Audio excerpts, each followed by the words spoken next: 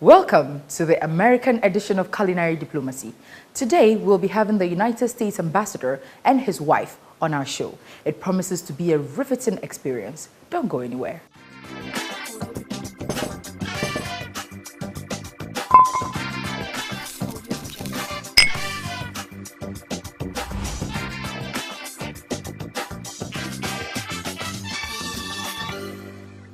Welcome back. We'll now invite the Ambassador and Mrs. Jackson to join us in the kitchen. Good afternoon, Good Rasheeda. afternoon. It's so nice to see meet you, Yes. my wife. Yes, hi. Hi. Babs. Yes. Not Babs. Okay. So what are we making today? So today we're going to make a shrimp curry. And why shrimp curry? First, you can find the ingredients here in Ghana.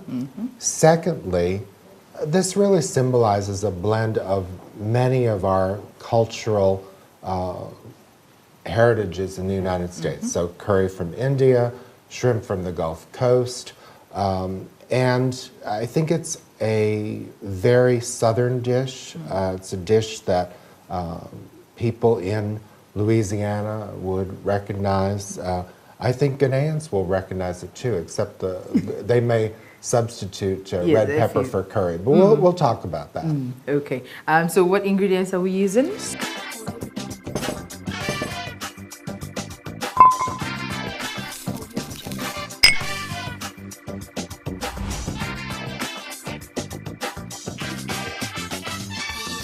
You can make it with shrimp, which we have pre-cooked and cleaned. Yeah. And it has one of the main ingredients is sour cream. Ooh. And the thing is, I never really liked curry. But when you use the curry, the sour cream with the curry, it kind of gentles it. It's like you're already getting something on your stomach that will make it easy. Very So well. you melt the butter, you saute it says in the recipe green peppers, we're using red peppers because we this like is- the color. yeah. Then we have onions that have been cut up. Then we have garlic. Here's the sour cream. Here is the curry. And the salt. Okay. Now, I chose mild curry. A friend of mine, the Maldons, who were posted to India, brought this to me. I tasted this. It was so hot. I said, mild is as hot as I'm going to get. It was really... Oh yeah, that's It'll what get you, that it'll kicks get in. you. But there is a hot... Woohoo! It's got, okay. It's sort of a delayed response. And then you get it. One of the things that I like to add, which is not in the recipe, is turmeric, because it adds color. And it's good for you. Because, It is good but, for you. you know, you've got sort of white colored things, so that makes it good. Another thing that I like about this recipe, for us, shrimp is expensive. But if you do it with chicken chunks, you can feed a lot more people at a reasonable price. Oh yes, yes. So whenever we're having sort of a more intimate dinner, we do this. When we're having a crowd, we will substitute chicken, and it goes beautifully, Works and perfect. everybody loves it. All right, so we're Okay. So we're melting our butter, and we're going to begin sautéing the red peppers. tell us a bit about your country. That's quite generic, but then we want to know what's unique about America. You know, actually, I think what's unique about America is that we've successfully blended so many cultures, so many different foods, ethnicities, and the result is that you get a real melting pot. And just as Ghana has a lot of diversity, I think America has tremendous diversity in religion and ethnicity and race, and it's made our country richer. And I'll tell you, our restaurants have improved too. Oh, really? With every new immigrant Yes. group, we're introduced to new cuisine, and then it becomes part and parcel. I mean, I'm trying to think, back in the 70s, the fact Mexican food was considered exotic. Now it's everywhere. Everywhere. So, Chinese food. Yes. yes. So it's But now you can go to even small towns in the United States and find a wide variety of foods. But I really think of this as something that's very American, because Americans love seafood, and these ingredients can be found pretty much everywhere in the United So States. we just put in the garlic after Just the add in the onions. garlic. I think they're I waited a little later yes. before putting the garlic, because garlic cooks very rapidly, Yes, and you don't want to. I'm sure there are people who would like to learn our recipe, so we Yes, want to so- walk them through it. So a we've little now bit. got the onions, which are sauteing very nicely, Mm-hmm. the red peppers to provide color, Mm. and the garlic all sauteing in the butter and getting a little A little more heat. warm. No, I think we can actually turn it down a bit. Oh, okay. Now, sometimes, because I know here in Ghana, you like spicy. Oh, yes. If you want to, you can add jalapeno. You can add Okay. Or something. any hot pepper. Now, yeah, you don't want it to get too hot with the, as long as With the that's sour been- cream or you the have or these the sauteed yogurt. enough. Yeah, the yogurt sometimes breaks up more, so if you can get the sour cream. It's much better. How do Ghanaians usually respond to this dish when you make it for them here? I mean, We especially haven't they- made for them. you haven't. You So haven't. this will be our first experiment. We'll see how Ghanaians respond to it.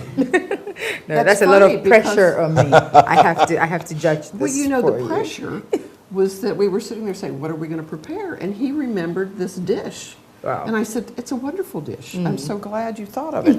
Now, you can add, if you want a little bit more color, Turmeric, Wow. which is good for you, as you Oh, pointed much out, good Rasheeda. for you. which I call turmeric. I never understand. I pronounce the R, and a lot of people leave the R yeah, I think out. it's turmeric. No, but it's both. It's both. But I'm saying, why a silent medial R? But it is. All right. Okay, So, here we go. look at that. yeah, that looks Lovely very yellow good. mixture. But I'm worried. Is it cooking? Oh, it's cooking, definitely. Don't worry. Now, Now we're going to add the shrimp. I'm doing this, because you know when you're in the Okay. kitchen. Here. And, good. So about 500 grams of Grams. shrimp. And we can turn it up a little bit now. How popular is this recipe? Very popular. Has it, they didn't ask for it. And so this is a real standby for us.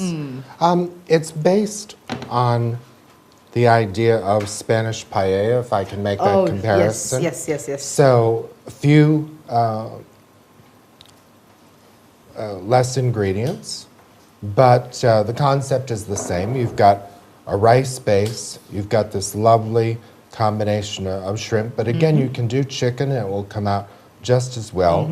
The red pepper to add color, the curry and turmeric to add color, and And then you taste it. and then you taste it. Now, I did do something. I told the cook how much rice. He said, no, for Ghanaians, you have to add more rice. You need more. So lots of rice. And I said, because it's very, So I it's think, white Rasheeda- and yellow, I said I wanted a dark dish. So think also when you're preparing something, how it looks in the Yes, platter. the presentation And so matters a the- lot. Yes. No. Now, So, Probably not. there we are. And we'll So I think pour it with that- over the rice. Okay, so I'll help you with that. okay. And If you want, you can leave it piled on top, or split. or you, Wow. here we are. And we're going to add a few more red peppers Yeah. just to provide a little more color. Wow. But Takes on a little. doesn't that look dramatic It's and beautiful. appetizing? I just want to eat that. Yes. So we'll go on a quick commercial break and we'll be right back.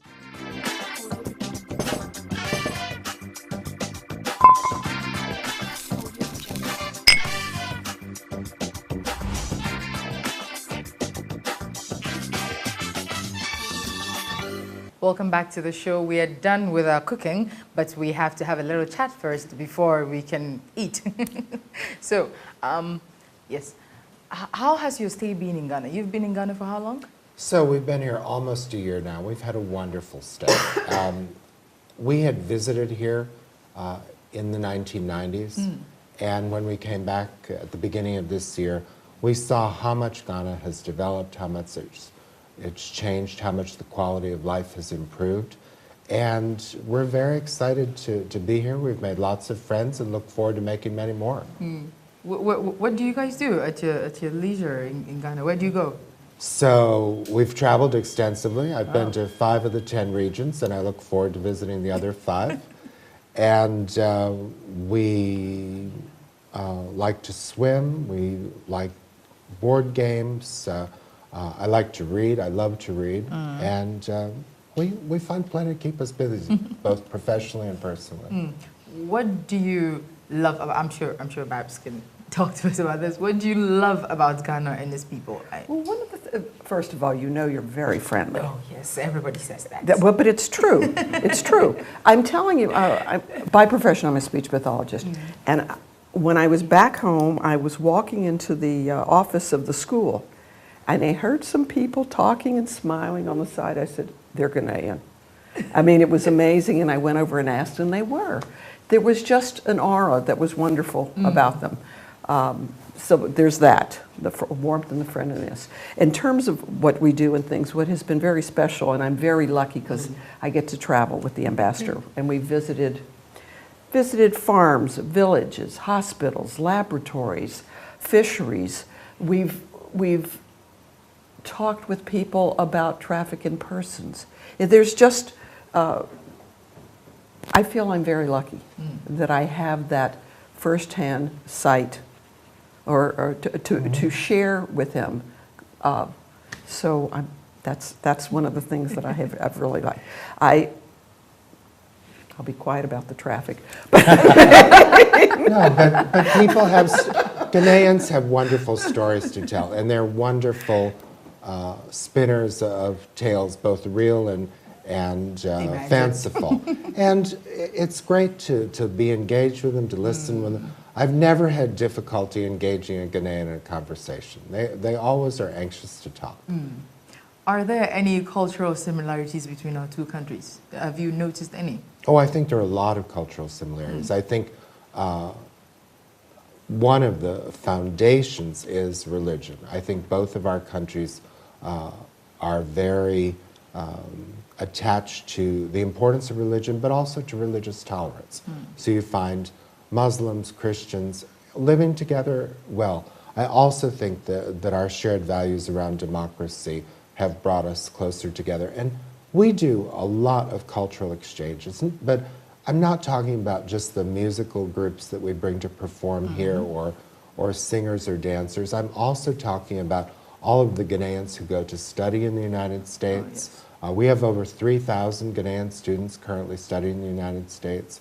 Each year we send 180 people roughly on exchange programs, including the Young African Leaders Program, which saw 40 young Ghanaians go. Oh, I know about that. I applied, but I wasn't picked. Well, I hope you apply again, Rasheeda. I will. Yeah.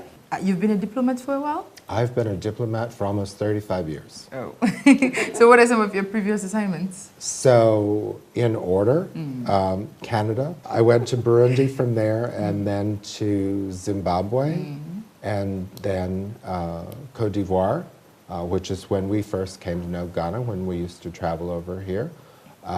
Then Senegal, Portugal, Morocco, Cameroon, where I was ambassador, and now here. And of course, there have been a number of assignments in the United States. You've had fun in your job. I've had fun, and the 7 African countries have enriched me enormously, because in the course of a couple of years, you can see what you've accomplished, and that's what keeps me coming back. As a senior representative of your country in Ghana, have there been any difficulties? There must have been. Tell me about them. No, there are always challenges in any job. So my first 9 months here was very focused on bringing our energy compact into force. Even though it was signed in 2014, it only became effective in September of this year. So ensuring that we work together for Ghana to meet the conditions so that we could start spending the almost $500 million. And Ghanaians are soon going to see solar street lighting in the major cities. That will be the first thing that they see as we light Ghana up more reliably. Babs didn't know about that. No, so first, I tell you, I learn more things when other people ask questions. And I wouldn't say that it's been difficult, but the other thing that I've been focused on throughout the year has been doing what ICANN, working with other partners in the international community, working with the National Peace Council and political parties to ensure that Ghana had peaceful and transparent elections, and Ghana did. How did you see it? How did you see the entire process, I apart would- from its peaceful nature? I was very impressed with the process. The Electoral Commission, which we also assisted with its communications and training for poll watchers, was so successful in putting so many safeguards into the system, from serial numbers on the ballots to unique stamps for every polling place to observers. The process was the most transparent process that I've seen in any African election. And Wow. I think Ghanaians should be very proud of the maturity of their democracy. And then, of course, we all waited 48 hours for the Oh, yes. results. We waited. And people were a little nervous and political parties were anxious, but we encouraged people to be calm, to let the Electoral Commission do its work. And my hat is really off to Charlotte Osei and her team at the Electoral Commission. They did a fantastic job from beginning to end. And I'm sure that they learned lessons along the way, and I Obviously. could make some minor recommendations, but in the scheme of things, I think Ghanaians should be very proud. Yes, so both our countries have just come out of elections. We both have new presidents, president-elects. And how do you see this impacting the relationship between our two countries? You know, I do not think there will be significant changes. When administrations have changed in the United States over the last 3 decades, there have been very few changes in our Africa policy. Our policies toward Africa have strong bilateral support from Republicans and Democrats. So things like the African Growth and Opportunity Act, which started under President Clinton, continue. And were in fact, the act was just renewed for another 10 years last year. The Millennium Challenge account, which provided the George Bush Highway and a lot of other investments in agriculture, is now providing investments in energy. So that continued from the Bush administration to the Obama administration. The President's Malaria Initiative and the President's Emergency Plan for AIDS Relief both started in the Bush administration but have grown in their importance during the Obama administration.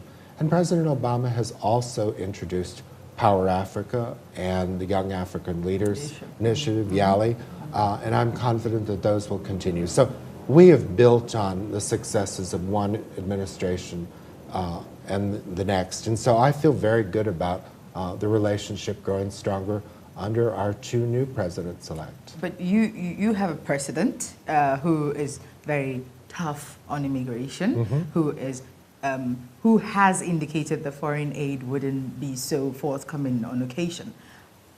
This will impact the relationship that these countries have with each other.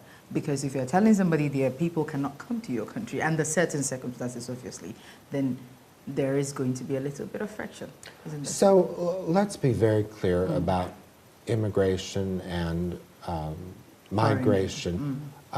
Each year, about 10,000 Ghanaians immigrate to the United States.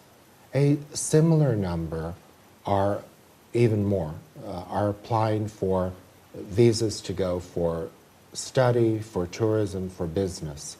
And they need to show that they intend to return. The friction in the relationship around immigration stems from the fact that we have over 3,000 Ghanaians who have overstayed their visas in the United States. And that has made it more difficult for other Ghanaians to obtain visas. But we are going to maintain an open door. We will continue to welcome students. And switching to the aid program, we don't really know what President Trump and his administration will do in terms of our foreign assistance programs. What I do know is that the Millennium Challenge account money has already been obligated. So that $500 million will come to Ghana. The other programs, which amount to about $150 million a year, may be adjusted, but we will continue to make investments in health, in education, in agriculture, and in governance because these are good for Americans as well as for Ghanaians. And so I'm certain that there will be a change in emphasis and we'll learn about it together, but I'm equally certain that our partnership is going to be robust under new leadership. Yeah. I have to touch on this subject. Recently, there were reports of another U.S. embassy. It wasn't, well, it was an illegitimate one, obviously. But the point that I found intriguing was that they were issuing visas that were valid. Well, what they were doing was taking valid visas that they either bought or stole or otherwise obtained and changing the identities of the passport holder or the visa recipient. And they were not using them to enter the United States. And we've done a very thorough investigation. What they were doing was attempting to obtain visas from third countries, because if you have an American visa, the other country will say, well, if the Americans think that that person is a good risk, then it must be a good endorsement. And how many other visas may have been obtained over the course of 10 years, I can only speculate How about. did they fly under the radar for so long? Well, I have a lot of questions about that. And I've been asking the police and various ministries, and we're going to continue to ask because the investigation is ongoing. But the fact of the matter is that, yes, in Osu, there was a building that flew an American flag 3 days a week and posed as a consulate. And that fraud ring has been disrupted, but we've got more work to do to ensure that it doesn't resurrect itself. What are some of your programs and your projects? We have heard about a few of them, but I'm sure there's a lot So, more. Millennium Challenge Energy Compact is the largest, but we are very invested in combating malaria. We are investing about $38 million this year in agriculture, and a lot of that is going toward irrigation and introducing new cash crops so that people have more income.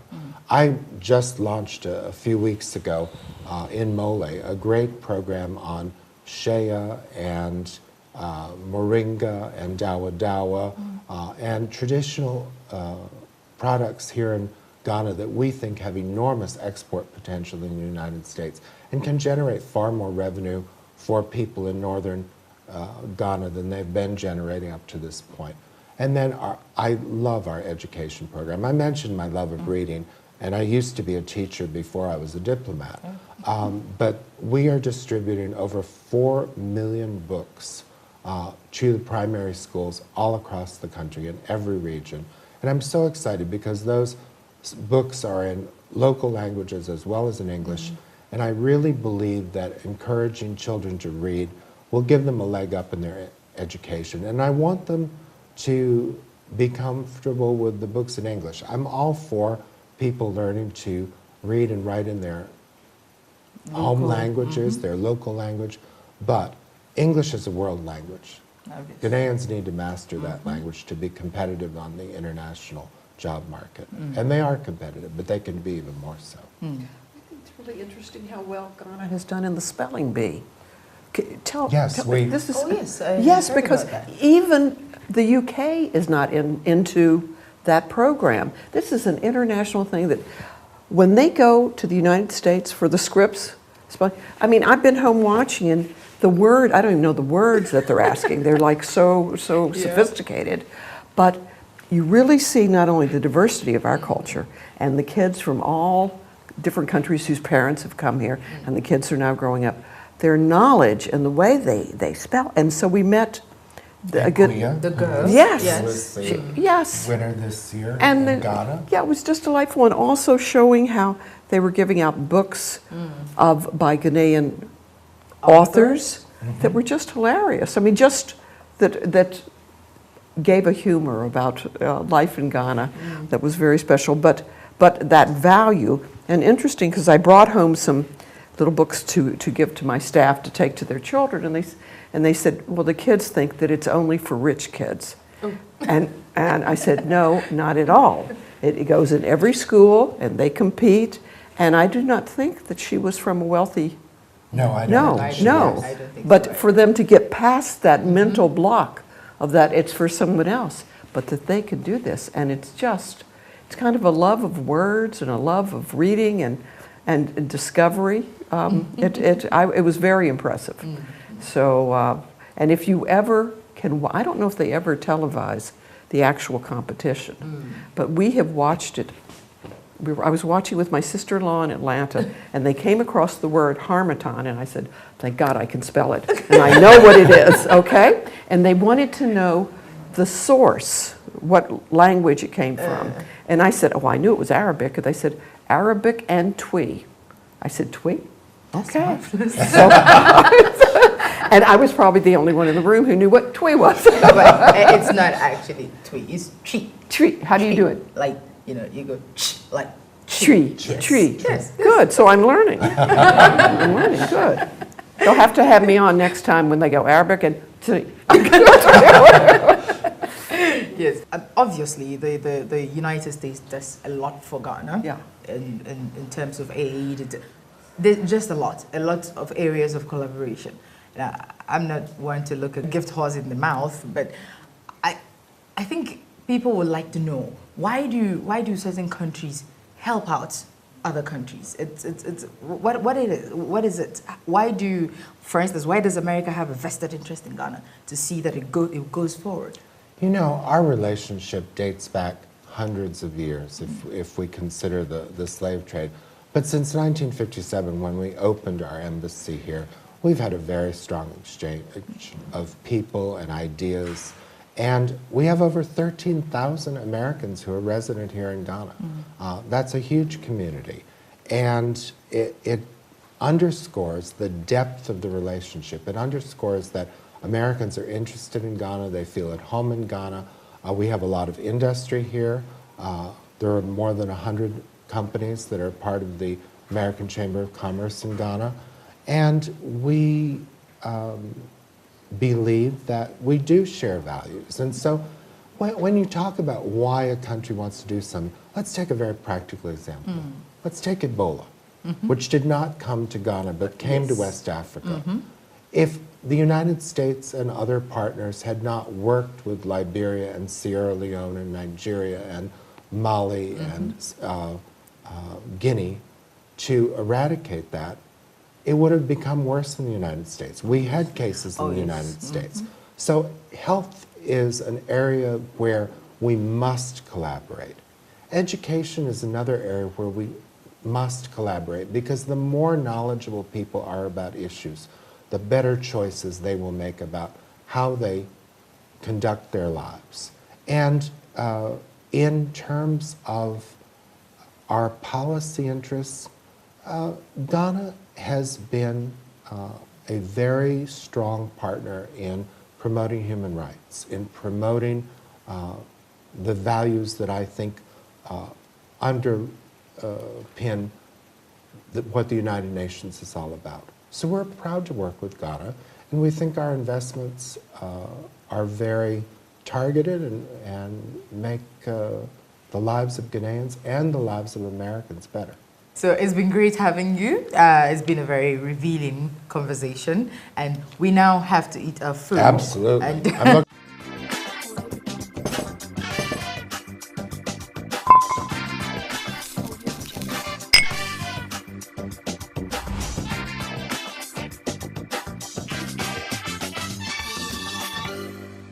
now we are going to taste our sour cream curry. Shrimp curry. Sour cream shrimp curry. Yes, so I'm just going to give us yeah, a taste. that was colorful. I like colorful Yeah, food. good. Why don't we switch that out here? Yeah. Because I'm not always so neat. Sheila, I'm going to give you the first dish. Thank you so much. Okay. Can I start eating, You or do I may. have to May, wait? while Do I it's have to still wait for hot. everyone No, else? no. In fact, that's one of the things at dinner parties at our house. Don't wait till the last person is served or your food will Food be will get cold. cold. However, our food may already be cold from waiting. No, that's No, it's fine. actually quite warm. So thank you so much for coming on the show. It's been an absolute pleasure having you. It's been so much fun. Moms, it's funny. Rashida, thank you for having us. Thank you so much And for I coming. hope that your guests will enjoy. I hope so too. It's been a very informative session. It's a Good. session.